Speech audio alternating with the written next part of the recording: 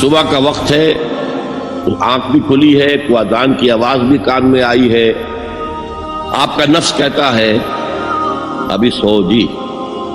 آپ نے اپنی چادر یا کمبل کو درست کیا اور کروٹ لی اور سو گئے۔ یہ کیا ہے؟ آپ نے کس کا حکم پیچھے پھینکا اور کس کا حکم مانا؟ اللہ کے حکم کو پیچھے پھینک دیا، نفس کے حکم کو آگے رکھا۔ یہ شرک، اس شرک کو جاننے والے بہت کم ہیں۔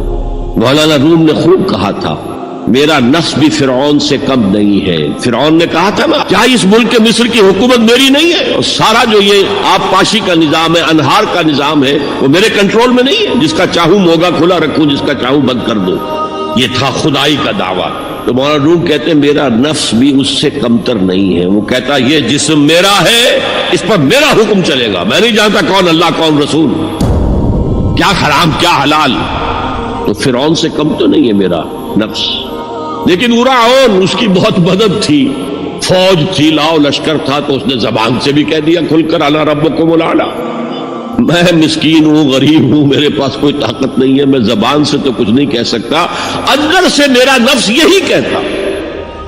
یہ نفس کی حکومت قرآن کہتا ہے۔ میں حیران ہوتا ہوں، اے نبی تم نے دیکھا اس شخص کو، اس کے حال پر غور کیا جس نے اپنی خواہش نفس کو اپنا الہ بنا دیا؟ اللہ اکبر، الہ لا الہ الا اللہ۔ کیا آپ ایسے شخص کی کوئی ذمہ داری لے سکتے ہیں؟ سود حرام ہوا کرے جی، حرام ورام، ہمارا دھندا جو ہے وہ آگے بڑھ نہیں سکتا۔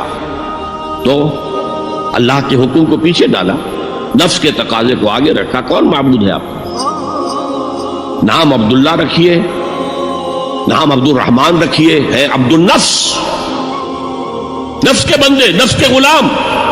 پوچھا گیا ایو الہجرت افضل یا رسول اللہ، اے اللہ کے رسول بتائیے سب سے اعلیٰ ہجرت کون سی ہے، افضل؟ فرمایا ان تہجر ما کرہ ربک، ہر اس چیز کو چھوڑ دو جو تمہارے رب کو پسند نہیں۔ آج رات ہی سے آپ ہجرت شروع کر سکتے ہیں۔ جائزہ لیجئے کیا کیا چیزیں میری زندگی میں خلاف شریعت ہے، تو اللہ کو ناپسند ہے، فیصلہ کیجئے کہ آج کے بعد نہیں ہوگی۔ ہجرت شروع ہو گئی، تو جہاد تو یہاں سے شروع ہو گیا، اپنے نفس کے خلاف جہاد کرنا۔ صبح نفس نے کہا ابھی سو جاؤ، آپ نے نفس کی بات کو رد کیا، اپنا کمبل اٹھا کے پھینکا، اٹھے، وضو کیا، نماز کے لیے آپ مسجد چل دیے، آپ نے جہاد کیا نفس کے خلاف۔ یہ افضل الجہاد ہے۔